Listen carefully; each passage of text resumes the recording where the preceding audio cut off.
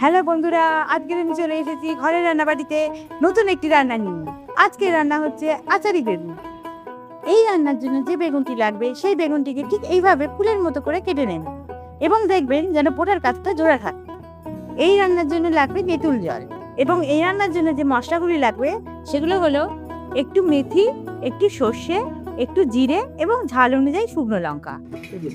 এবার এই মশলাগুলোকে শুকনো কলায় ভেজে নিয়ে পরে তার মধ্যে অল্প একটু ধনে গুঁড়ো, ঘি এবং পরিমাণ মতো নুন দিয়ে হাফ তেঁতুল জল তার মধ্যে ঢেলে দিতে হবে।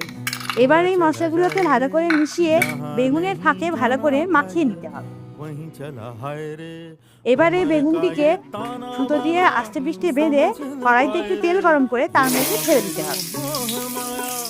বেগুনটা একটি রকম ভালো করে ভাজা হয়ে গেলে তুলে রাখতে হবে। এবার এই হাফ তেঁতুল জলের মধ্যে পরিমাণ মতো নুন, হলুদ, লঙ্কার গুঁড়ো এবং চিনি দিয়ে মিশিয়ে দিতে হবে। এবার মিশ্রণটিকে তেলের মধ্যে দিয়ে ভালো করে কষিয়ে দিতে হবে। এবার মশলাটা কষানো হয়ে গেলে ভাজা বেগুনটিকে ওর মধ্যে দিয়ে 5 মিনিটের জন্য চাপা দিয়ে বেগুনটিকে রান্না করে নিতে হবে। তাহলেই তৈরি হয়ে গেল আমাদের আচারি বেগুন। এবার ভিডিওটা ঝাপাঝাপ লাইক সাবস্ক্রাইব করে দাও দেখি।